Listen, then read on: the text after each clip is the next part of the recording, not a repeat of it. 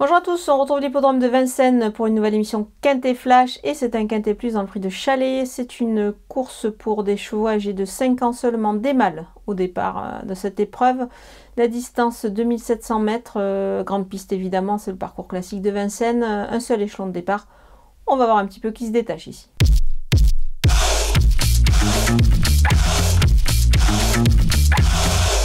Les bases avec le numéro 11 JP de Crépin, les lignes plaident pour lui, c'est 4 sur 4 sur ce parcours, il est pieds nus ici, Eric Raffin est au sulky, on peut dire qu'il réunit tous les atouts pour jouer la victoire.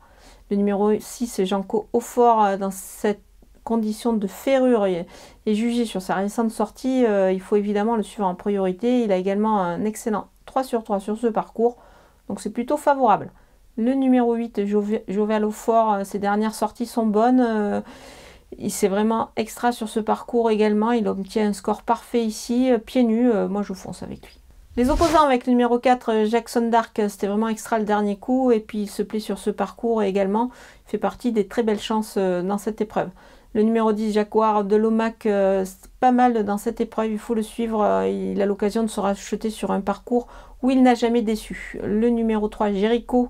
Il ne faut pas le condamner sur son récent échec. Il peut créer la surprise ici avec JMB Osuki et surtout en étant un déféré des 4 pieds. Le numéro 7, Jaguar du Fan, on ne le condamne pas hâtivement évidemment. Il a déjà brillé à ce niveau-là et puis surtout il a un excellent 2 sur 2 sur ce tracé. En coup de poker, c'est le numéro 13, Jaguar d'Aubrey. Il a des lignes plutôt intéressantes. C'est une petite rentrée certes, mais attention, j'y crois, surtout qu'il est déféré des 4 pieds. Donc pour moi, ça fait partie des belles chances de cette épreuve. Les outsiders avec le numéro 14, Jingle Lover, il peut bien faire juger sur ses dernières performances. Bon, on verra quand même plus pour une place ici, évidemment.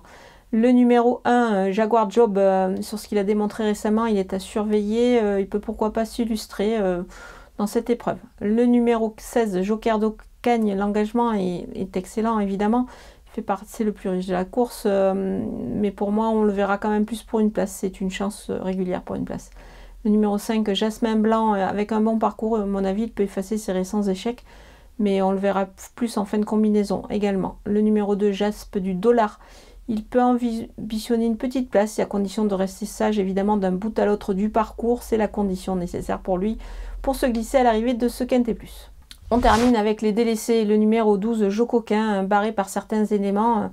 Ça s'annonce quand même un petit peu compliqué pour lui. Le numéro 9, Girobello, c'est une petite rentrée. Il risque peut-être de manquer d'un parcours. C'est pas très emballant avant le coup. Le numéro 15, Je te cherche, c'est une deuxième course après une longue absence. Il risque peut-être encore de manquer.